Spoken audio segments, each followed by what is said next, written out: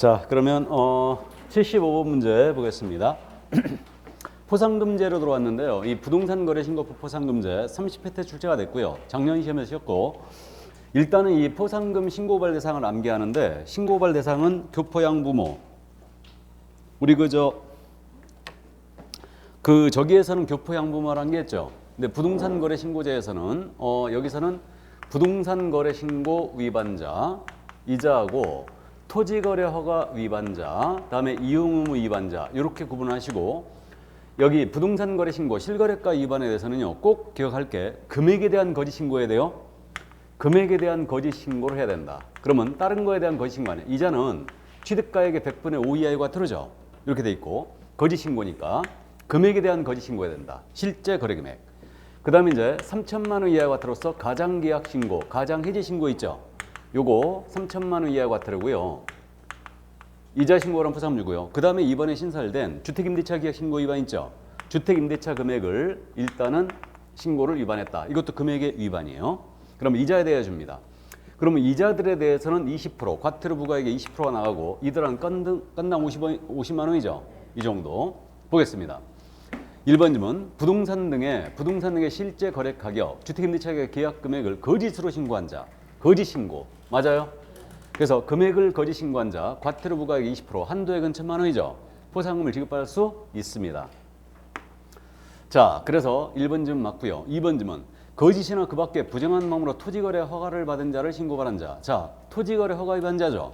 건당 50만 원 포상금 받을 수 있죠.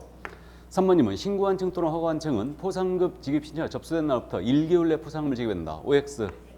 접수된 날부터 이건 2개월이죠. 우리 법에서는 1개월이었죠. 지급 결정한 날로부터 1개월이었다. 그래서 3번 정답됐고, 4번 포상금의 지급에 드는 비용, 우리는 국고에서 2분의 1까지 보조할 수 있다고 돼 있죠. 하지만 얘는 시군구 재원으로 충당한다. 차이점이고요. 그 다음 우리 법에는 이게 규정이 없어요. 얘네는 익명, 가명으로 신고발했거나 해당 위반 행위를 한 자, 다음에 관여한 자, 다음에 공무원이 직무와 관련하여 알게 됐다. 포상금을 지급하지 아니할 수 있습니다. 맞죠? 그래서 차이점들이 바로 이거였어요. 자, 그래서 정답은 3번이었습니다. 이거 계산 문제는요, 우리 법 쪽의 계산 문제 정도만 연습하면 될 것 같고, 이쪽의 계산 문제는 그냥 무시해도 됩니다. 이쪽은. 자, 그러면 정답은 3번이었습니다. 그럼 이제 76번. 이제 실무로 넘어왔어요. 그래서 토지거래 허가제까지 다 끝났고요. 그럼 이제 76번. 전속계약서. 실무로 넘어왔는데, 올해 지금 중기계약서 서식은 내지 않을 걸로 보이거든요. 근데 예비적 차원에서 이 문제가 나갔는데, 그 중기계약서 원래 작성 요령이 우리 지금 기본소 과정에서는 법률 쪽에 들어가 있는데, 중기계약서 쓰는 것은 원래 실무 쪽이 맞아요. 그래서 이제 중기계약 서식 내용을 직접 지금 또 물어봤거든요. 그러면 중기계약서와 일반중개약서가 있는데, 전속계약서, 일반중개약서 서식이 있는데, 제일 잘 묻는 건 그거예요. 일반 중개계약서는 이거 일반중개약 할 때 사용할 의무가 있어요, 없어요? 없고, 보관할 의무도 없죠. 근데 전속계약서는 사용할 의무가 있고, 보관도 3년 해줘야 되죠. 그래서 요걸 제일 잘 묻고 있고요. 그럼 두 서식의 차이점은 개공과 의뢰인의 권리 의무만 차이가 있지, 나머지는 똑같다고 그랬죠, 지금. 그래서 유효기간, 중개보수기재란, 손해배상 책임난. 그래서 유효기간, 중개보수기재란, 그 다음에 손해배상 책임에 관한 사항란, 특약을 정할 수 있다는 난. 앞면 내용이죠, 이거. 모두 똑같고, 뒷면 내용은 권리 이전용과 권리 취득용으로 구분되어 있어요. 그래가지고 그 다음에 이제 중개보수표 수록을 하도록 되어 있고요. 이전용에는 물건 매도나 임대를 의뢰받을 때 기재하는 거니까 소유자 및 등기 명인 기재하게 되어 있고, 그 다음에 물건의 표시, 토지, 건물로 나누고 제세공과금, 은행융자금 다 기재하고요. 그 다음에 권리관계 기재해야 되고, 규제 및 제한사항을 기재하게 되고, 중개 의뢰 금액을 기재하게 합니다. 그 다음에 취득용은 이거 희망자가 들어간다고 그랬죠. 희망 물건의 종류, 희망 가격, 희망 지역, 희망 조건. 이게 종가지저죠. 그래서 이게 30회 때 출제가 됐고, 31회 때 작년 시험에서는 1번과 전속의 공통사항을 물어봤죠. 근데 서식은 아주 이례적으로 물어본 거예요. 이전에는 서식을 언제 물어봤냐면 30회, 31회 때 연타석 출제했는데, 그러니까 올해는 출제 가능성이 거의 없어요. 거의 없고 21회 때였어요. 마지막 출제가. 이 서식을 물어본 게. 근데 서식은 우리가 시험에서 한 문제씩 꼬박꼬박 물어본다고 그랬죠. 물어보는데, 그래서 전속계약 서식에 들어갈 내용 아닌 거 상상을 해보자 이거예요. 여기에 규제 및 제한사항 들어가죠. 지금 이전용에 들어가요. 이전용. 물건 접수할 때 규제 및 제한사항 들어가죠. 이거. 그 다음에 권리관계 들어가죠. 이전용에 들어가요. 그러나 개별 공시가는 공개할 정보에 빠져있죠. 지금 이게 임대차액은 공개하지 아니할 수 있다죠. 공개할 정보에는 지금 들어가 있는데 전속계약서는 쓰는 내용이 없어요. 아주 어려운 문제입니다. 이거. 그래서 3번 정답됐고, 손해배상 책임은 앞면에 들어가 있죠. 그 다음에 유효기한도 앞면에 들어가 있어요. 그래서 정답은 3번이었습니다. 일단. 근데 이거는 난이도 최상급이에요. 그래서 어쨌든 이 정도 참고만 일단 해두시기 바랍니다. 자, 그럼 77번 가죠. 이제 분묘기지권으로 넘어왔어요. 이제 실무 중에 분묘기지권과 장사법 문제인데, 올해 지금 분묘기지권 판례가 바뀌었으니까 민법 쪽에서 물어보든 우리 쪽에서 물어보든 물어볼 가능성이 커졌다. 그러면 잘 아시는데 1번 지문입니다. 분묘가 일시로 밀실되어 유골이 존재합니다. 원상회복도 가능해요. 이거 소멸한다 안 한다? 안 한다. 틀렸고. 2번 지문 분묘기권을 시효치르겠습니다. 그러면 점유한 때로부터 설치한 때로부터가 아니죠. 소유자가 청구한 때로부터 지료를 지급할 의무가 있다. 맞죠? 청구한 때로부터. 그래 틀렸고. 그래서 이게 이제 전원합의체 판결이었고요. 3번 지문입니다. 분묘기지권은 점유를 수반하는 권리지만 권리를 포기를 할 때 의사표시로 포기가 돼버린 거지, 그 점유까지도 포기하면 권리가 소멸하는 것은 아니라고 그랬죠. 그럼 맞죠? 그래서 3번 정답됐고, 4번 지문 분묘기지권의 효력이 미치는 범위는 분묘기지뿐만 아니고 주변 공지를 포함한다고 그랬죠. 주변 공지를 포함한다. 그러나 당연히 사선까지 미치는 것은 아니다. 그래서 역시 4번 지문 틀렸고요. 다음에 5번 지문입니다. 장사법이 지금 2001년도 1월 13일 날 시행됐거든요. 그럼 장사법 시행에 따라 그 시행일 이전의 분묘는 존립 근거를 상실하고, 틀렸죠? 상실하는 건 아니죠. 그대로 유지가 되는 거고요.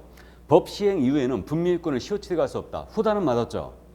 장사법 시행 후에는 시효취득은 안 되는 거죠. 근데 승낙형이라든가 소유자의 승낙을 받아 설치했다든가 또는 양도형 분묘기지권이에요. 이건 취득할 수 있죠. 시효취득은 안 돼요. 그래서 후단은 맞았어요. 앞부분이 틀렸기 때문에 5번도 틀린 겁니다. 감 잡았어요? 그럼 잘 내는 거 가묘 취득할 수 없죠. 평장, 암장도 취득할 수 없어요. 이거 너무너무 잘 냅니다. 근데 너무너무 잘 아시기 때문에 이런 것들은 이제 이 정도만 감 잡으세요. 자, 그래서 장사법 이제 갑니다.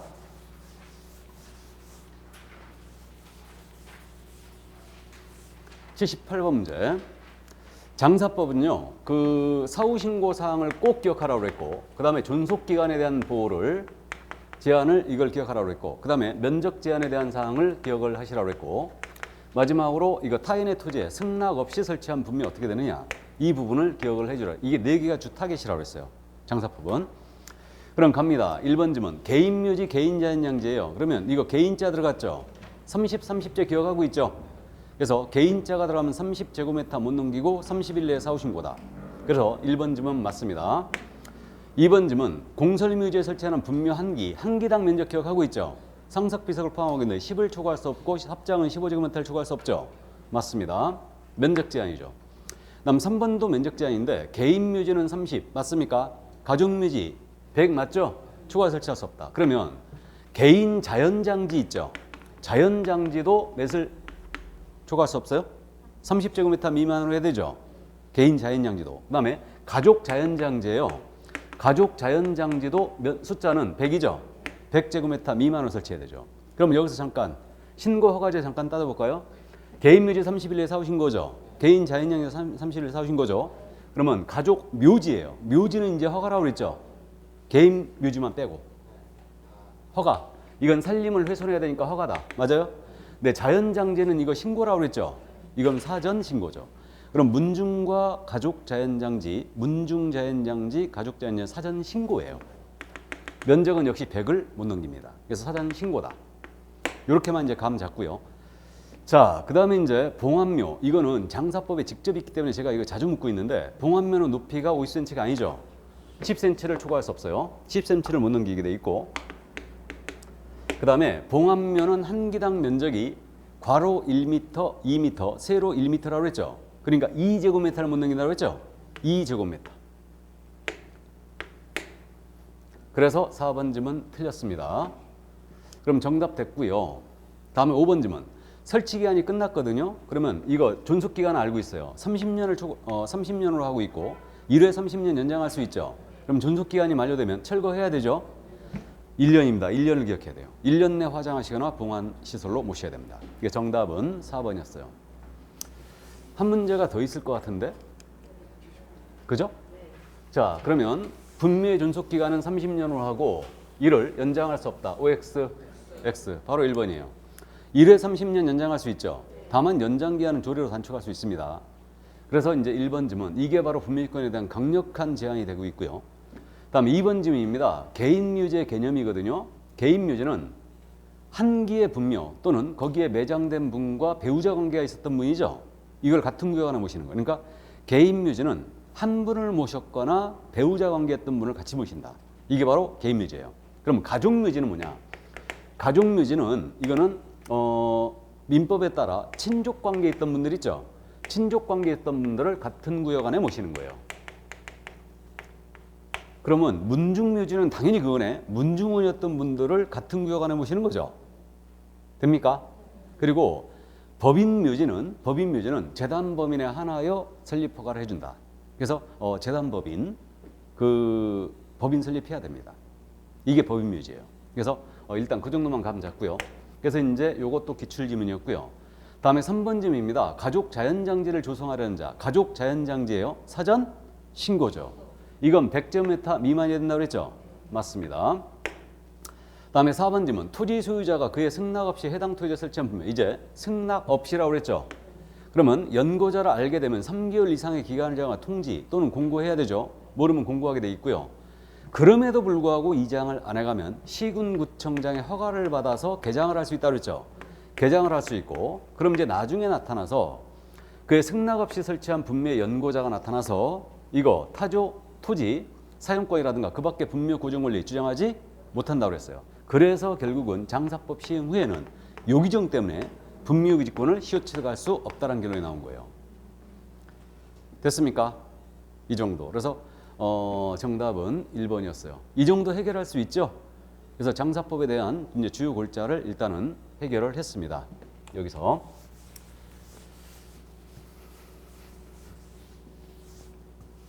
자, 그러면 이제 85 문제로 갑니다. 농지법으로 넘어왔는데 이 농지법은 지금 29회가 마지막 출제였기 때문에 농지에 대한 소유상한제, 임대차, 농지증 발급 대상에 대해서 꼭 정리해 두시라고 했습니다. 그래서 우리 쪽이든 공법이든 관계없으니까 꼭 정리해 주시고, 그럼 임대차, 소유상함이 임대차에 관한 내용으로 틀린 것 그랬습니다. 1번 질문. 주말농장용이에요. 세대원 각자 1000제곱미터 미만을 지어갈 수 있다. 아니죠. 합산이죠. 세대원 전부 합산. 틀렸고, 만만천이죠. 상속 인용은 만, 주말농장용은 천이다. 2번 질문. 농지에 대한 이제 임대차 계약으로 넘어왔는데 농지에 대한 임대차 계약은 숫자 3과 친하다는 걸 명심해야 돼요. 그러면 서명계약 원칙으로 하고, 맞아요. 무상계약이나 임대차 계약은 서명계약을 원칙으로 하고 있고요. 임대차 기간은 원칙 3년 이상으로 하되 다년생 식물 재배지라든가 비닐하우스 부지예요. 여기는 5년 이상으로 해야 되죠. 이렇게 돼 있고요. 그럼 3년이나 5년 미만을 정한 기간의 유효를 임차인만 주장할 수 있죠. 그러겠죠? 3년 이상, 5년 이상으로 해야 되니까 3년, 5년 미만으로 정한 기간의 유효를 임차인만 주장할 수 있죠. 당연히. 그 다음에 이제 묵시적갱신 규정인데 이것도 임대인만 계약 만료 3개월 전까지 거절 통지 안 했잖아요. 그럼 묵시적갱신을 하죠. 그러면 그 기간은 다시 3년, 5년으로 갑니다. 그래서 맞고요. 그 다음에 이제 4번 질문이죠. 임대차 계약 당사자는 이게 분쟁이 생겼거든요. 그러면 조정 신청할 수 있다고 그랬죠. 조정 신청할 수 있다고 그랬고 그게 4번 질문이고, 5번 질문입니다. 3개월 이상 국외여행이에요. 국외여행 중이거나 선거에 따른 공직에 취임한다. 이거 위탁경영할 수 있다고 그랬죠. 이것은 임대차 사유이기도 해요. 농지법이 정하는 바가 아니면 농지를 임대할 수 없다고 그랬는데 이건 임대차 사유이기도 하죠. 그래서 이제 이 정도. 그래서 정답은 1번이었어요. 그럼 여기서 임대차에서 지금 빠진 내용이 뭐가 있느냐 하면 임차인이 농지를 농업경영에 사용하지 않아요. 그럼 농업경영에 사용하지 않으면 이거 종료 명령 나갈 수 있죠. 그럼 종료 명령 나가면 임차인은 종료해 줘야 되죠. 몇 개월 내? 역시 3개월이죠. 3개월 내 종료를 해줘야 됩니다. 이렇게 돼 있고요. 그 다음에 이거 대항력 규정 있죠. 지금 농지 인도를 받고 시구 읍면장에게 확인을 받으면 다음 날서부터 대항력을 취득하죠. 그럼 농지의 양수인은 임대인의지를 그대로 승계한 것으로 본다. 농지가 우선 면유권 취득할 수 있어요, 없어요? 우선 면제권은 없어요. 그거 그런 거 없습니다. 존속기간하고 대항적은 보호하지만 농지에 대해서는 우선 면제권 같은 거 없어요. 그래서 이제 그렇게 돼 있고요. 그래서 이런 내용이 빠져 있습니다. 그다음에 이제 임차인에게 불리한 것은 효력이 없다 그랬어요. 이 정도. 자, 그래서 농지 임대차 정리 꼭 해주시고요. 올해 지금 출제한다면 임대차 소유 상한제 꼭 물어봅니다. 그 다음에 이제 농지취득자격증명제겠죠. 그러면 농지증제인데, 자, 81번 갑니다. 옳은 것은 그랬는데, 농지증은 농지취득의 원인이 되는 법률형의 효력 발생 요건이다. OX, X 꼭 알아봐야 됩니다. 그러니까 갑과 을이 농지를 매매를 했는데 을이 농지증 발급 신청은 단독 신청이에요. 나머지는 다 공동 신청인데 이건 단독 신청이에요. 그래서 이제 매매를 했는데 이자가 못 받았다, 농지증을. 그럼 못 받아버리면 이 매매 계약이 무효가 되는 건 아니라고 그랬죠? 법률형의 효력 요건은 아닙니다. 일단 이유예요. 그럼 이자는 농지증 발급 신청권을 보유하게 되죠. 그다음에 농지증이 없이 만약에 이전기가 됐다. 그 등기 무효예요. 소유권 취득할 수 없습니다. 이게 판례태도예요. 그래서 1번 틀렸습니다. 2번 질문 농지전용 협의. 자, 이제 농지증 대상이냐 아니냐 문제인데 농지전용 협의라고 나왔죠 지금. 그럼 협의는 이거 짱들이 하는 거라고 그랬죠. 그러면 농지증 필요하다 필요 없다? 필요 없어요. 틀렸습니다. 그러나 주말 농장용으로 취득하는 거예요. 농지증 있어야 돼요 없어야 돼요? 있어야 되죠. 그래서 농지 전용 협의 주말 농장용 꼭 기억하고요. 근데 농지 전용 허가나 신고를 하고 농지를 취득합니다. 이거 있어야 돼요 없어야 돼요? 있어야 되죠. 협의는 필요 없죠. 협의는 필요 없습니다. 근데 농지 전용 허가나 신고에 의한 취득은 개인이 하는 거니까 있어야 된다. 그러면 주말 농장을 취득하는 경우도 있어야 되고, 이때는 용도가 똑 떨어지니까 농업 경영 계획서는 제출을 하지 않습니다. 그럼 이때는 처리 기한이 며칠이 되는 거예요? 2일이 된다. 원칙은 4일이죠. 감 잡았어요? 자, 그다음에 이제 4번 질문 꼭 기억해야 되죠. 이거 경매로 농지를 매수할 때 농지증이 있어야 되죠. 이거 언제까지 내야 된다? 매각 결정기일까지. 매수 신청할 때 내는 거 아니라고 그랬죠? 매각 결정기일 오전까지는 내줘야 된다고 그랬습니다. 그래야지 매각 결정 떨어진다고 그랬어요. 그래서 매각 결정기일까지 제출하면 되지 매수 신청할 때 내는 거 아니다. 최고가 될지 안 될지 모르는데 뭐. 그래서 역시 4번도 틀렸고, 그럼 5번 질문입니다. 이제 농지에 대한 처분 의무가 지금 발생했는데 농지를 농업경에 사용하지 않는다. 그럼 이때는 임대차는 3자와 친하거든요. 근데 처분 통지 1년 내 해줘요. 처분해라 하고. 그러니까 세대원이 아닌 자에게 처분해야 돼요. 그 자에게 이제 처분해야 되고, 그럼에도 불구하고 처분하지 않으면 6개월 내 기간을 정한 처분 명령 떨어지죠. 그럼 명령 떨어졌는데 여기에 불응하면 이번에 농지가액의 이행강제금이 바뀌었죠 지금. 이거 25% 바뀌었죠. 20%에서 이건 이제 개별 공시지가나 감정가 중 큰 금액 기준이에요. 큰 금액 기준에 일단 25%가 나갑니다. 그래서 정답은 5번이었어요. 감 잡았죠? 여기까지. 그래서 농지법 이 정도 커버해 주시고요. 이게 공법에서 이렇게 나오면 얼마나 좋을까? 그죠? 그러니까 일단 감은 잡아두시고요. 자, 그러면 이제 82번 갑니다. 이제 확인 설명서로 들어왔어요. 확인 설명서 매번 한 번씩 꼬박꼬박 출시하고 이제 감을 잡고 가야 되는데, 이 확인 설명서는 말이에요. 올해 출제 뭐 할 거라고 그랬어요? 설명서 제가 올해 출제 뭐 할 거라고 그랬어요? 아, 기본이냐 세부냐 이 문제. 적을 알고 나를 알면 답이 보인다. 그죠? 그래서 올해 기본이냐 세부이냐 꼭 주의하시기 바랍니다. 그래서 백선에 지금 중요 문제 다 들어갔는데 이거는 최상급 난이도예요. 기본이냐 세부 중에 가장 최상급. 그러면 확인 설명서는 기본 팁이 설명서의 종류를 구분하면서 시작한다 그랬죠. 기본적으로. 특히 뭐 물어봤을 때? 비주거용을 물어봤을 때는 특히 주의하면서 가야 돼요. 비비 들어가죠. 비비. 환경 조건 쓰는 난도 없고요. 염두에 두고. 그러니까 종류를 구분하면서 들어가야 돼요. 이게 우리가 중개보수 문제를 풀 때도 종류, 물건의 종류를 구분하면서 시작하듯이 설명서 문제를 풀 때도 설명서의 종류를 구분하면서 문제를 푼다. 근데 주거용을 물었을 때는 문제가 안 돼요. 주거용은 올카바니까. 그래서 이제 세 분야 기본이냐 정리하는데, 이때 기본 확인 사항에 기재되는 것이 아닌 거라고 그랬죠 지금. 아닌 거. 그러니까 답을 또 거꾸로 쓰면 안 돼요. 그래서 이건 최상급 갈 때까지 간 문제예요. 그래서 갈 때까지 간 문제고, 이걸 개별적으로 물어봤기 때문에 이제 최상급 난이도가 된 겁니다. 이게. 그러면 이거 기본 확인 사항이 아닌 것 골라라 그러니까 세부를 골라라 이 얘기죠. 그러면 세부 이 얘기인데 세부에 들어가는 거 우리가 암기하고 있어요. 실시 벽환이죠. 실제 권리관계 또는 공시되지 아니한 물건의 권리상난, 시설물의 상태란, 그 다음에 벽면 도배 상태란, 환경조건란이죠. 이렇게 됩니다. 그러면 등기되지 않은 임차권이라든가 유치권, 분미주권 이거 세부죠. 그러니까 X예요. 실제 권리관계란에 들어간다. 맞죠? 실제 권리관. 소유권 변동 여부도 여기에 들어간다. 계약 전 소유권 변동 여부. 이런 것들. 그 다음에 이제 민간임대주택 등록 여부예요. 이거는 권리관계란에 들어가죠. 그럼 기본이에요. 그래서 민간임대 등록 여부는 주거용 서식과 비주거용 서식이 들어가죠. 권리관계란에. 이게 계약갱신 요건 행사 여부도 들어갑니다. 같이 주거용과 비주거용이 들어가죠. 그러면 권리관계. 이건 이제 기본에 들어갔고요. 그다음에 비선호시설이에요. 이거 기본에 들어가는 거 맞죠? 그래서 1km 쓰레기 소각장 화장량이 있는가 이런 것들 기재하게 돼 있고, 그다음에 단독경보용 감지액이라든가 가정 자동화 시설 이것은 지금 소방에 들어가고 있고 가정 자동화 시설은 그 밖에 시설물 안에 들어가죠. 그럼 이건 시설물의 상태란이죠. 그럼 여기 소방 얘기가 나왔으니까 이거는 이제 일단은 세부가 맞습니다. 그러면 X죠. 기본에 안 들어가는 거예요. 이것도 세부 아니라고 또 해놓을까 봐. 이거 세부 맞죠 지금? 이건 세부예요. 그러니까 기본 확인 사항이 아니란 얘기죠? 이 얘기입니다. 지워야 되겠다 또. 괜히 또 이건 교수님이 아니라 했잖아 또 그럴까 봐. 자, 그 다음에 중개보수는 중립지역에 있다고 그랬죠? 그래서 이건 기본도 아닌 세부도 아닌 중립지역에 있다. 그러니까 일단 이거는 아닙니다. 중개보수 기재할 때 산출내역 기재해야 되고 지급 시기도 기재하는 거 맞아요?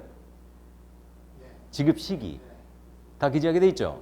그러니까 중개보수는 금액 기재해야 되고 산출 내역 기재해야 되고 그 다음에 지급 시기까지 다 들어가 있죠.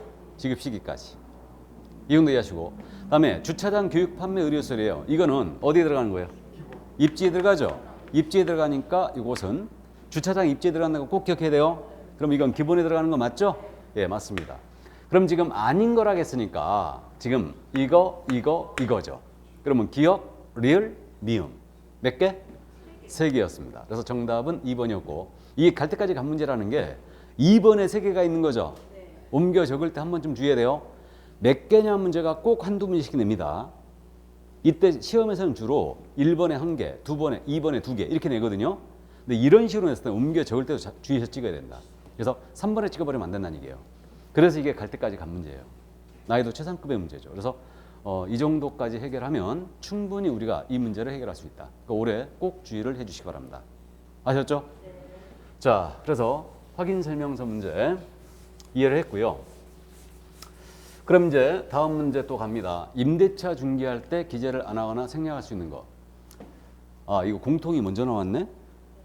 그래서 사정해설식에서 공통으로 기재하는 사항이 아닌 거. 우리가 작년에 출제했죠, 이 문제가. 작년에. 그래서 공통기재사항이 아닌 거 출제가 됐는데, 그러면 우리 공통기재사항은 별도로 두음자 따서 암기하지 않고 그냥 감을 잡았어요. 내설식에 공통으로 들어갈 게 물건의 표시란 다 들어가야 되죠. 그 다음에 내설식에 권리관계 쓰는 난 있어야 되죠. 특히 등기부기재사항란 이거 있어야 되고, 그 다음에 미공식 원리는 실제 권리관계란에 쓰는 거죠. 그러니까 내설식 다 있어야 되고, 내설식 모두에 거래 예정 금액이 있어야 되죠. 그다음에 내서식 모두에 취득 관련 조세 기재란도 있어야 되고, 내서식 모두에 중개 보수 쓰는 난도 있어야 돼요. 이게 공통이다. 그러면 볼까요? 거래 예정 금액 다 있어야 되죠. 맞고, 그러나 공법상 이용자 및 거래 규제 있죠. 이거는 입광공 서식에는 없어요.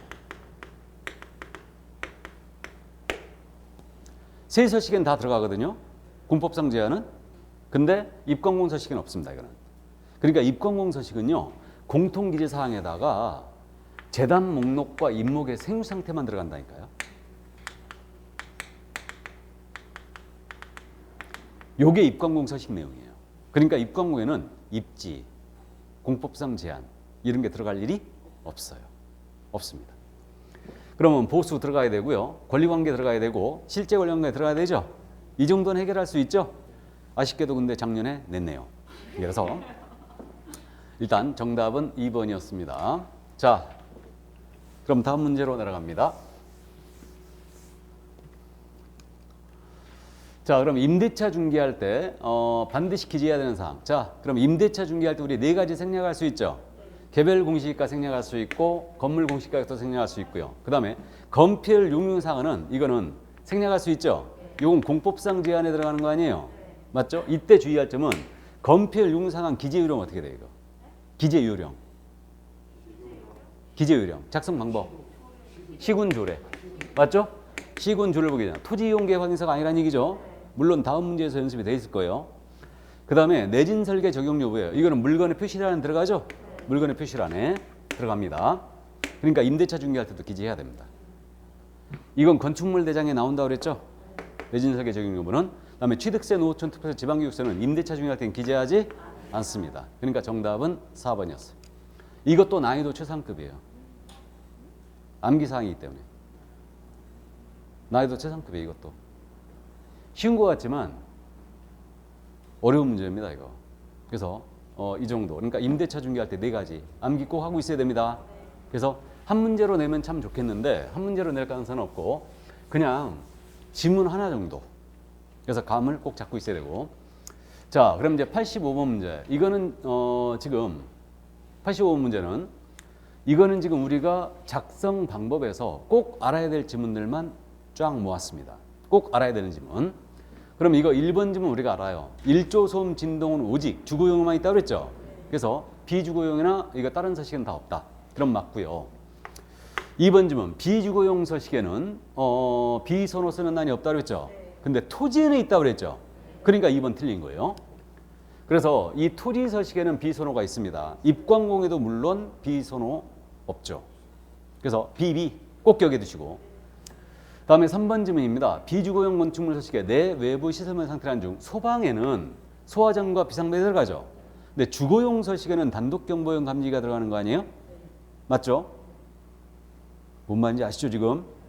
그래서 3번 맞고요. 4번 지문 주거용 서식에는 계약 갱신 요건 행사 여부도 기재하게 돼 있죠? 맞습니다. 비주거용 서식에도 있어요. 이 내용이.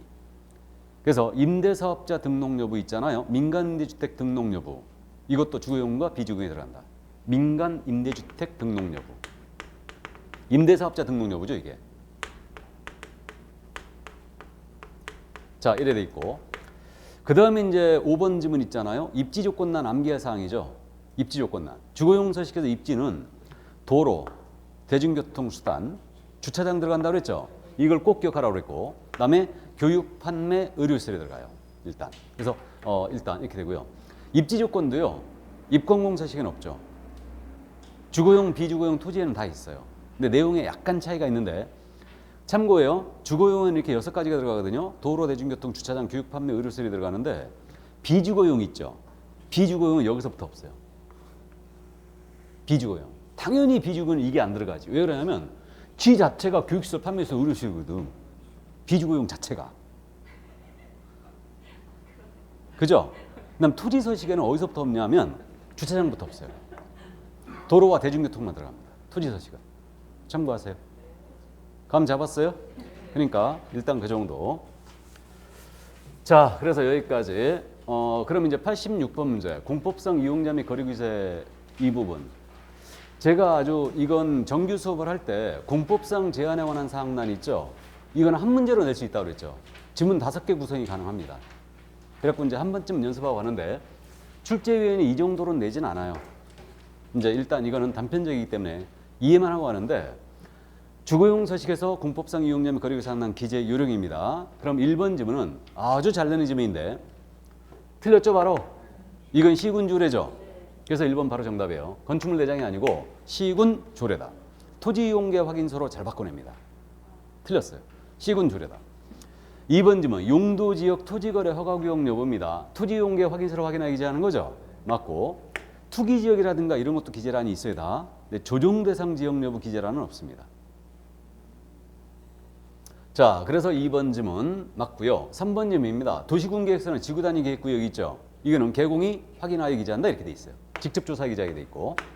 그다음에 공부에서 확인이 할 수 없는 사항이에요. 부동산 종합 공부 시스템이 있다고 그랬죠. 일사필지라든가 그 다음에 뭐 루리스 이런 것들 그래서 보고 기재한다. 그 다음에 마지막으로 임대차교는 이거 기재 생략할 수도 있죠. 맞습니다. 그래서 정답은 1번이었어요. 그래서 이 설명서 있잖아요. 설명서 문제는 지금 여러분들이 푸신 문제 있죠. 4문제인가요?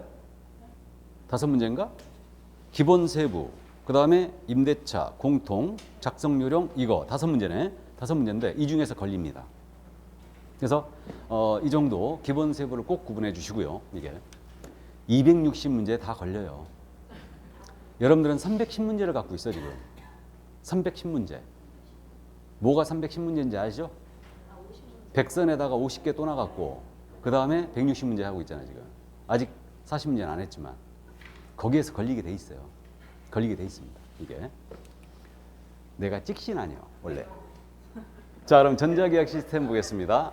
IRTS인데 이거는 이제 부동산 거래계약 시스템이라고 부동산 거래 신고법 그렇게 표현되어 있다고 그랬는데 30회 때부터 출제하겠다고 그랬는데 30회 때만 내고 일단 31회 때는 쉬었습니다. 이해만 해두시는데 1번 지문이거든요. 본인명의 휴대전화 있어야 되죠.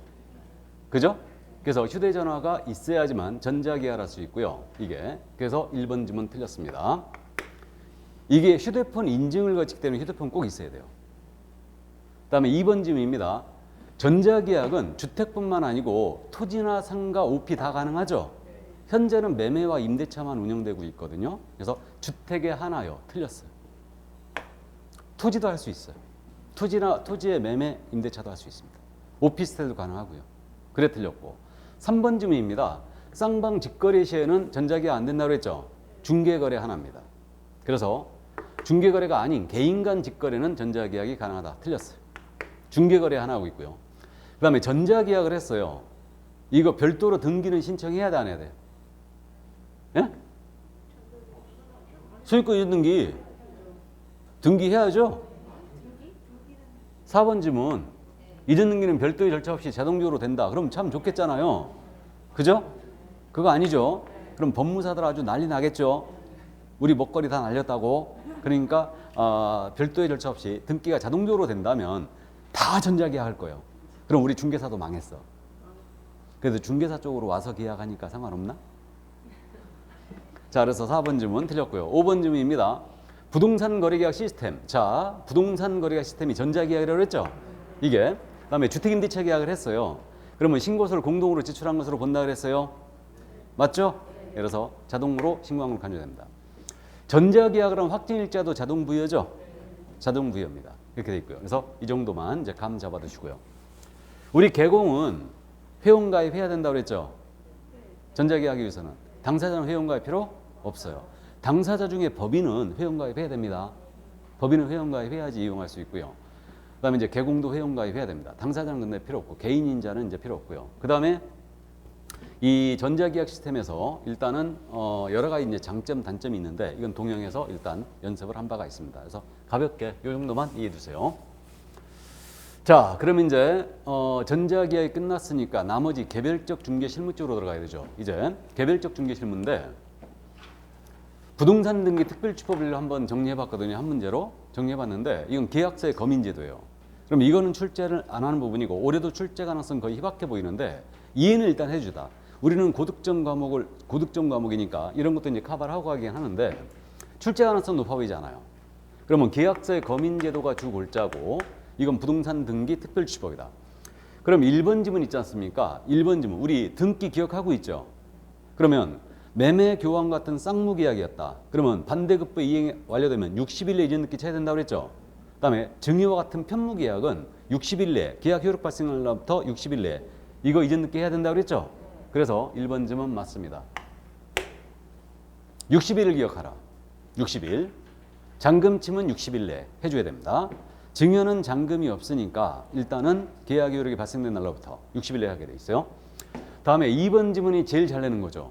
부동산 거래계약 신고필증을 받았다든가 토지거래 허가증을 받았어요. 검인 의제돼 버리죠.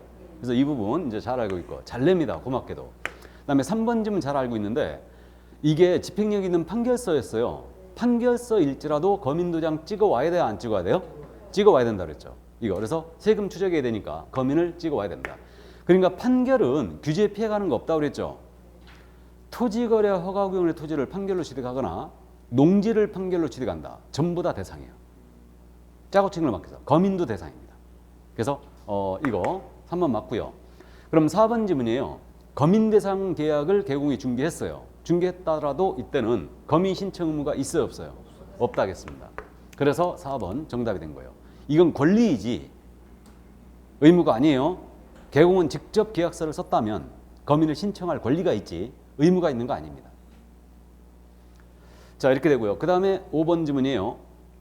이제 거민 대상 계약에 대하여 조세 부과를 면허막자로. 이거 탈세죠. 기억나세요? 그럼 탈세가 들어가면 3일이라고. 3년에 1억 이하의 벌금. 수탁자처럼 수탁자 처벌이 3일이죠. 그렇듯이 3일로 처벌합니다. 근데 거민을 받지 아니하고 미등기 전매했지 않습니까? 그러면 이때는 1, 3으로 처벌한다고 그랬어요. 1년에 3천. 근데 여기에 탈세가 들어갔잖아요. 탈세가 딱 들어가면 조세부과 면허 목적으로 이게 들어가면 3일로 바뀌어요. 숫자가. 3년에 1억 이하 벌금이에요. 그래서 이 정도 참고고. 그러면 이제 그 거민 대상이 뭐냐 이거였는데 거민 대상은 여기서 빼버렸거든요. 빼버렸는데 거민은 어떨 때 받아와야 되냐면요. 부동산에 대한 소유권 이전 등기할 때 받아와야 돼요. 그러면 부동산에 대한 소유권 이전 등기라는 게 매매, 교환, 증여, 상속, 판결, 경매 6가지가 있는 거죠. 그러면 매매, 교환으로 취득합니다. 증여로 취득합니다. 일단 거민 대상이죠. 그런데 매매가 빠져버리죠. 왜? 여기서 말하는 부동산은 토지 건물 뿐이거든요. 토지 건물 분양권 입주권인데 이거는 부동산 거래 신고 대상이에요. 매매는 무조건. 그러면 교환과 증여가 남은 거죠. 이건 거민 대상이죠. 상속은 거민 받을 일이 없어요. 판결서는 거민 찍어야 된다고 그랬죠. 그다음에 이거 그 상속 판결 경매를 취득한다. 경매는 거민 대상이 아니죠. 왜? 탈세 우려가 없는 거예요. 세금 내야지만 이런 게 축탁해 주니까. 감 잡았어요? 참고만 하세요. 물론 의뢰되는 거 이게 중요합니다. 자, 그래서 이 정도만 이제 감만 잡아두시고요. 자, 그럼 이제 실명법으로 내려갑니다. 올해 지금 실명법 저는 개인적으로 실거로 본다고 그랬어요. 그래서 너무 자주 냈다고 그랬죠, 우리 쪽에서. 이렇게 자주 낼 일이 아닌데. 그래서 이거 일단은 이해는 그래도 해두는데 역시 계속 지금 사령으로 내고 있거든요. 그래서 이제 일반적인 내용도 정리를 하고 가는데 우리 특례가 적용되는 거, 제외되는 경우 꼭 정리해야 됩니다. 그래서 1번 지문이 바로 특례죠. 특례는 3명에 대해서만 인정을 하고 있는데 배우자에 대한 특례와 종중에 대한 특례와 종교단체에 대한 특례가 있을 뿐이죠. 그러면 종교단체 명의로 산하조직이 보유한 부동산 물건을 등기했어요. 그러면 등기하게 되면 조세 포탈 등이 없었다. 그 등기 유효죠? 그 명의신탁은 유효합니다. 맞아요. 2번 지문이 바로 제외되는 경우죠. 제외되는 경우는 채무 변제를 담보할 목적으로 채권자 앞으로 부동산에 대한 권리를 넘깁니다. 이게 뭐다? 양도담보. 채권자 앞으로 가등기를 해주면 가등기 담보죠.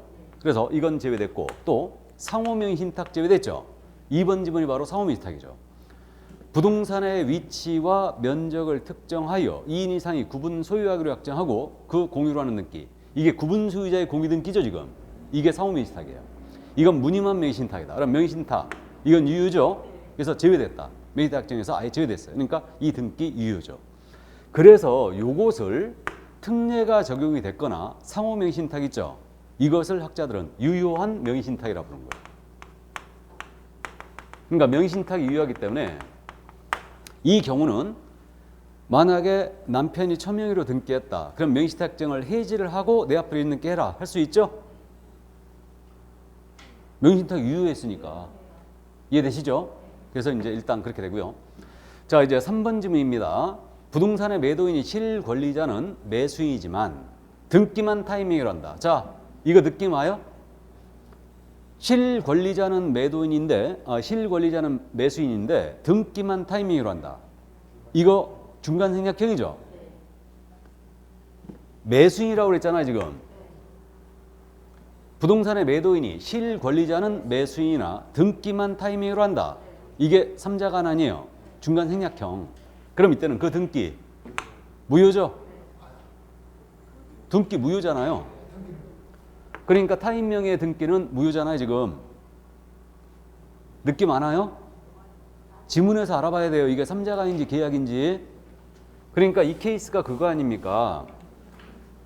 병이 매도인이고 갑이 신탁자고요. 매매계약 체결했고 등기를 의뢰명의로 해버린 거죠 지금. 이렇게. 그래서 약정을 맺고. 그러니까 부동산의 매도인이 실권리자는 매수인이지만 등기만 타인명의로 한다는 것을 알았어요. 그러면 이 등기 무효죠? 약정도 무효. 매매는 유효. 맞았어요. 알아봐야 됩니다. 이거. 그 다음에 이제 4번 질문. 양자간 등기명의 신탁했다. 자, 양자간 등기명의 신탁이 뭔지 알죠? 이자간 등기명의 신탁. 이거 판례 나왔다고 그랬죠? 이거 횡령 아니라고 그랬죠? 횡령 아니라고 그랬습니다. 그래서 횡령으로 처벌된다. 틀렸어요. 양자간이든 삼자간이든 모두 횡령 아니다. 그 다음에 이게 한 가지 더 추가됐죠 지금. 판례가 또 하나 나온 게 횡령은 아닌데 신탁자는 수탁자를 상대로 하여 양자간에서 제3자에게 처분해버리면 부당이득 소송은 당연히 가능하고 그 자를 상대로 손해배상을 청구할 수 있다 없다? 있다 그랬죠. 양자간에서 갑과 을이 명의신탁 약정을 맺고 가장매매 형식을 통하여 갑에서 을로 등기 넘긴 거예요 지금. 그러면 이자가 제3자 정한테 팔아쳐버리면 제3자 팔아치면 이자는 취득이잖아요. 그럼 이자 그래도 횡령 아니라고 했잖아요. 이때 부당이득 소송은 가능한데 이자를 상대로 손해배상도 청구할 수 있다라고 그랬죠. 기억나요? 이게 양자간 아닙니까? 이 판례가 나와 있는 거 아니에요 지금. 그래서 이해해 두시고 다음에 이제 제재입니다. 이거 명의신탁자, 무효인 명의신탁자에 대해서는 5.2죠.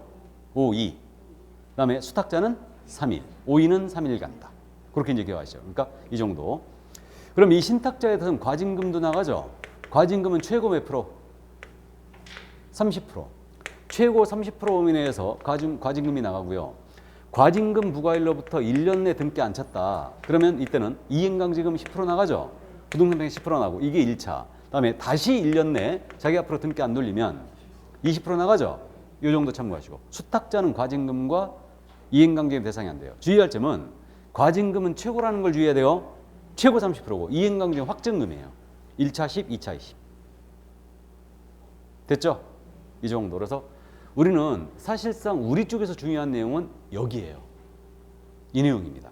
근데 최근 우리 시험이 27에서부터 계속 지금 실명법을 중간생략형 냈다가 계약 냈다가 중간생략형 냈다가 계약 냈다가 지금 그런 거예요.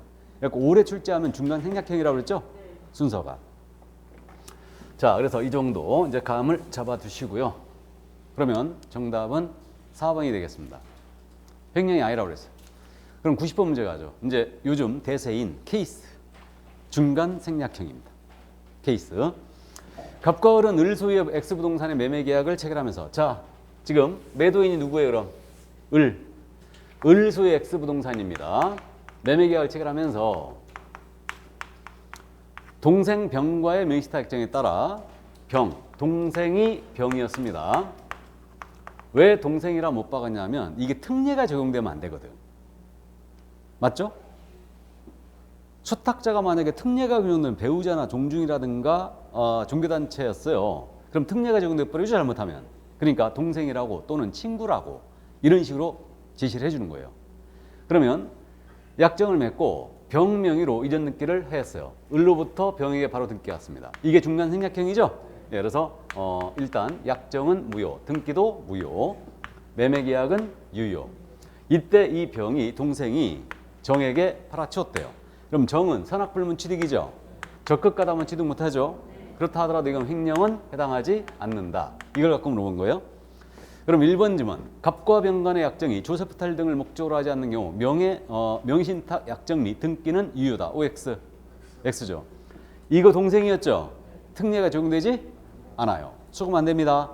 주의하셔야 돼요. 30회 때도 이렇게 물어봤는데. 그래서 일단은 틀렸고 2번 질문. 갑을 간의 매매계약은 무효이다. 매매계약은 유효죠. 매매는 유효. 그러면 갑은 을을 상대로 이전 등기 청구할 수 있죠? 매매계약 유효니까. 맞죠? 다음 3번. 갑은 병에게 부당이득을 반환을 청구할 수 있다. 맞아요? 부당이득 반환 청구할 수 있죠? 팔아쳤으니까 지금. 맞죠? 안 팔았다면 부당이득 문제가 없어요. 안 팔았다면? 근데 팔았다고 지금 조건 제시했기 때문에 이거는 부당이득 반환 청구권이 있습니다. 4번 질문. 병은 수탁자로서 1년 이하의 적도는 3천만 원의 벌금에 처한다. 자, 병은 이거 수탁자가 맞죠? 3, 1. 틀렸네요. 13이 아니고 3일이죠. 그래서 정답을 잘못 쳐놨네? 왜 3번이야? 아, 옳은 거였어요? 아, 그러니까 안 해놓고 하니까 이런 문제가 생기잖아, 지금. 자, 그러니까 3번 맞았고 4번 틀렸죠, 그럼? 역시, 그래서 이건 3, 1로 처벌한다. 1, 3이 아니고. 그 다음에 5번 질문. 정은 X부동산 소유권을 취득할 수 없고. 자, 정, 제3자 정이죠. 취득하는 거죠. 알았다 하더라도 이자는 취득을 한다. 취득할 수 있고. 갑은 정에게 대항할 수 있다. 갑은 정에게 대항할 수 없어요. 맞죠? 대항 불가. 신탁자는 제3자에게 대항할 수 없다. 선악불문 대항 불가예요. 그래서 역시 틀렸고요. 대항할 수 있고 없고. 일단 자, 그래서 정답은 3번이 되겠습니다. 됐죠? 이 정도는 풀어낼 수 있죠? 뭐 1차를 같이 하신 분들은 이제 쉽게 풀어낼 거고 2차만 하시더라도 이제 이 정도.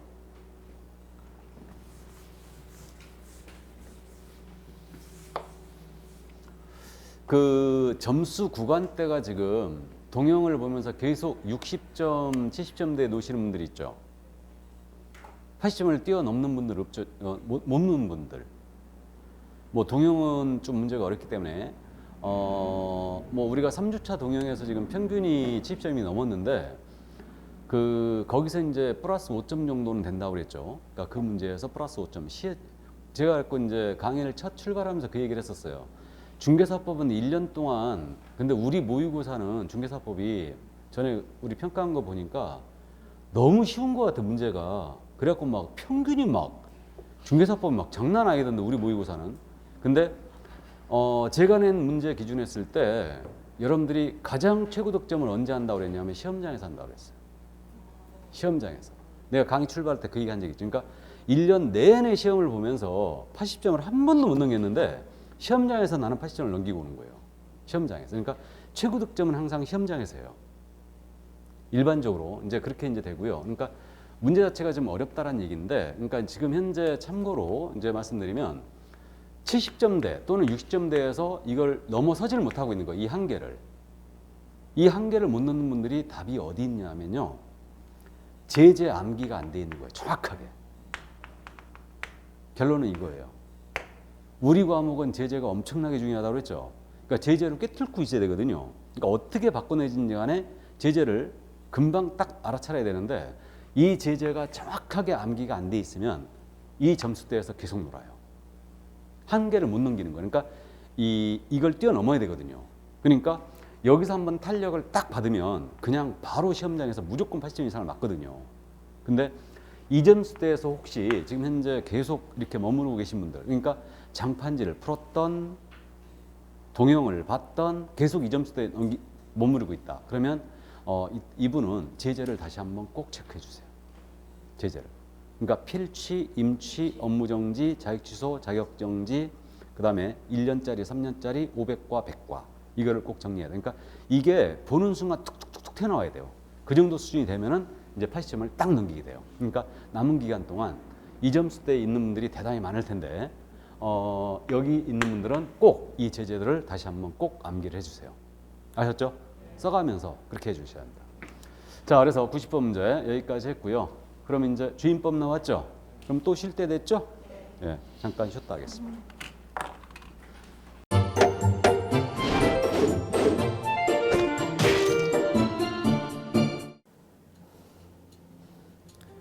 안녕하세요. 부동산 공법을 강의하는 고상철입니다. 자, 제가 이번 시간에 말씀드릴 건 뭐냐면, 공인중개사를 여러분이 공부하시다 보면은 여러 가지 자료들, 뭐 OX 문제라든지 어떤 요약된, 집약된 자료, 뭐 PPT 자료 이런 것들이 많은데, 그 일일이 출력하다 보면 여러분들이 보관하고 하는데 불편함이 있어서 그런 것들을 좀 약간 또 해소도 하기 위해서 또 다른 사람들하고 커뮤니티도 뭐 할 수 있기 때문에 저희는 네이버 밴드라는 어플을 좀 활용할 건데요. 그 네이버 밴드에다가 자료를 올려놓은 거를 내가 다운을 받고 내가 보는 방법에 대해서 알려드릴 테니까 이 부분에 대해서 제가 시작하는 거 똑같이 따라 하시면 설치부터 사용 방법까지 말씀드릴 테니까 그대로 따라오시면 됩니다. 자, 1단계 네이버 밴드 어플을 다운받습니다. 자, 그럼 네이버 밴드 다운을 어떻게 받냐? 자, 플레이스토어, 우리 안드로이드 버전으로 갈게요. 그래서 플레이스토어를 누르시면 화면이 바뀌면서 지금은 이제 컴퓨터 화면을 제가 이제 좀 크게 보이게끔 해놓은 거라서 여러분 핸드폰에는 아마 맨 위에 여기 검색창이라는 게 있을 건데 여기다가 제목을 넣는 거예요. 제목을 뭐라고 쓰냐면 네이버 밴드 아니면 밴드 이렇게 쳐도 돼요. 밴드 치면 제일 상단에 나오죠. 그래서 이제 네이버 요 밴드가 요 초록 색깔 바탕에 B자예요. 밴드. 그래서 이제 여러분은 설치 누르시면 됩니다. 자, 2단계 그럼 네이버 밴드를 일단 들어가셔야 돼요. 들어가서 검색하기 전에 밴드 어플을 누르면 위측 상단에 이 돋보기 모양이 있을 거예요. 이 돋보기 모양을 누르기 전에 우리가 이제 검색을 해야 되잖아요. 누르시면 검색 컨트롤 가요. 여기다가 우리 공수모라고 치면 돼요. 공수모 치고 엔터 치면 이제 그동안 이제 우리 공수모 관련된 게 나올 건데 제일 상단에 있을 겁니다. 그래서 여기 네이버 33개가 밴드가 나왔는데 그 중에 여기가 1등이죠. 자, 그럼 이제 3단계 해당 공수모 밴드로 들어갔습니다. 그럼 들어가시게 되면 가장 첫 화면에 공인중개사 수험생 모임이거든요. 원래 그 수험생들만 위한 모임이기 때문에 시험 정보하고요. 어떤 자료들이 있어요. 뭐 OX 문제, 뭐 오지선다 문제, 그리고 이제 요약된 자료들 그런 거 공부할 수 있는 활용하는 어떤 밴드고요. 이 강의와 관련된 어떤 특강이 있다거나 할 때 공지사항 같은 거 그리고 지속적으로 교수님들께서 자료를 올려드릴 거기 때문에 요 관련된 자료 관련된 거 어떤 거 있는지 잠깐만 한번 보겠습니다.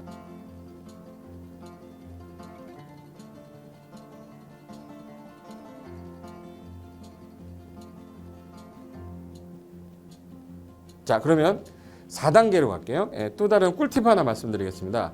모바일 1일 학습이라는 건데 핸드폰으로도 내가 하루에 짬을 내는 시간, 예를 들어서 전철을 타거나 버스를 탄다거나 화장실을 간다거나 할 때 1일 그 공부 학습 방법을 알려드릴 건데요. 메인 화면에서 위로 좀 올라가면은 모바일 1일 학습이라고 나올 거예요. 여기 있습니다. 모바일 1일 학습이라고 해서 시험 과목에 따른 문제가 나올 거예요. 그러면 여기를 올리시면은 여러분이 이제 그 시간 안에 이 문제에 대한 것을 읽어본 다음에 여기서 정답과 해설은 바로 보여지면 이거는 암기가 돼버리기 때문에 정답 해설은 맨 밑에 안 보이게 숨겨놨어요. 그래서 현재 밑으로 쭉 내리면 인지에 가서 쭉 내리면 요때 답이 나와요. 댓글이라는 게 있어요. 내가 쓴 거는 내가 확인할 수 있잖아요. 그래서 요 댓글 표시 보시면은 이런 거는 표정 좋아요 한번 눌러주는 거예요. 그럼 여기서 내가 좋아요 그러면서 뭐 선생님 사랑해요 해도 되고 좋아요 이런 거 눌러주신 다음에 그 다음에 밑으로 가면 이제 댓글을 쓸 수 있어요. 그래서 정말 궁금한 부분에 대해서 댓글 남겨주시면 확인이 되는 경우에 바로 답글을 올릴 수 있게끔 실시간으로 할 수 있을 것 같습니다. 자, 지금까지 과정과 같이 공수모 밴드예요. 공인중개사 수험생 모임 밴드를 줄여서 우리 공수모 밴드라고 하는데 이렇게 가입하시면 여러 가지 자료들 업데이트되는 거 개정되는 부분 신속하게 받아들일 수 있기 때문에 아마 여러분 학습하는데 도움이 많이 될 겁니다. 그래서 꼭 가입하셔서 좋은 자료도 받고 매일매일 학습하시면서 도움 되셨으면 좋겠고요. 자, 여러분의 합격을 진심으로 기원하겠습니다.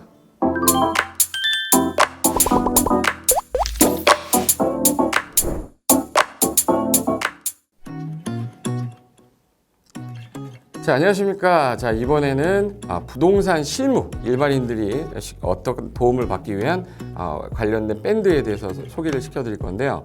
일단은 검색창에다가 여기 365 부스라고 치시면 돼요. 365 부스인데 365일 부동산 스터디라는 밴드예요. 네이버 밴드인데 요 365 부동산 스터디라는 밴드 일단 이거 클릭하시면 현재는 이제 4만 명 정도 되는 밴드인데요. 우리가 일반인들이 어떤 부동산 정보를 습득하는 데 있어서 이 정보를 얻기가 되게 쉽지가 않습니다. 내가 어딘가를 찾아본다고 해서 잘 찾을 수 있는 것도 아니고 어떤 전문가들이 하는 말들이 친밀성이 있는 건지 아닌지에 대해서도 우리가 잘 믿을 수가 없는 거기 때문에 그런 정보를 그래도 좀 손쉽게 찾아볼 수 있게끔 저희 이제 이 밴드에 구성된 전문가들이 정보를 좀 제공해 주는 거기 때문에 아마 유용하게 활용할 수 있을 거고요. 내가 부동산 중에 토지를 좀 알고 싶다 또는 상가를 좀 알고 싶다 또는 나는 내 집 마련을 위해서 청약이 좀 궁금하다. 근데 그게 솔직히 어디 가서 물어보거나 어떤 정보를 찾기 쉽지 않아서 그것 때문에 만들어진 밴드라고 보시면 돼요. 그래서 365일 내내 부동산을 어떤 공부한다는 취지로 밴드에 들어오셔서 질의응답도 하시고 궁금한 사항에 대해서 뭐 예를 들어 문의하시면 저희가 관련된 정보를 또 제공해주는 그런 밴드라고 보시면 되겠습니다. 어떤 밴드냐면 한번 보시면은 지금 현재는 뭐 공지사항이 제일 먼저 나올 건데요. 이 공지사항은 기존에 있던 오프라인이 어떤 강좌가 있으면 그 강좌에 관련된 거 뭐 세미나라든지 그래서 평소에 이제 우리가 이제 접하지 못했던 강의들 있죠. 이렇게 진행이 된다라는 거 공지를 좀 하는 그런 내용들이고요. 하나 좀 더 올리면 자 이제 우리 교수님이에요. 교수님 중에 상가 교수님이 최근에 예를 들어서 법이 바뀌었어요. 법이 바뀌게 되면 최근에 바뀐 법이 이러한 바뀐 법이 있으니 중개업을 한다거나 투자를 할 때 좀 유의해서 알아보시면 좋겠습니다라는 거를 올려놓을 거예요. 기존에 올려놓은 자료가 있으면 또 찾아보시면 되는 거니까 이렇게 해서 계속 밴드에서 소식을 받으시면 실전에 굉장히 도움을 많이 받을 거라고 예상합니다. 부동산 관련된 내용 중에서 하나 더 보시면 이제 랜드프로에서 그 직접 우리 프로그램 만들고 있어요. 그래서 부동산 까발리기, 부동산 부티크 뭐 이런 TV 관련돼서 부동산 팁 있죠. 예를 들어서 청약을 받아야 되냐 말아야 되냐, 지금 강남권 아파트를 투자해야 되냐 말아야 되냐, 이런 정보를 쉽게 여러분들이 뭐 접하지 못하기 때문에 그런 관련된 것들을 시대에 맞게 흐름에 맞게 부동산 시장이 이제 요동치면 내가 지금 집을 팔아야 되냐 사야 되냐 그런 것들에 대해서 신속하게 정보를 들을 수 있는 밴드니까 시간이 나실 때마다 자주 들어오시고 저도 자주 들어와서 좋은 정보 남겨드릴 테니까 자주 들어오시기 바랍니다. 저는 부동산 공법하고 부동산 토지 투자를 강의하는 고상철이었습니다. 자주 밴드에서 뵙도록 하겠습니다. 자, 수고하셨습니다.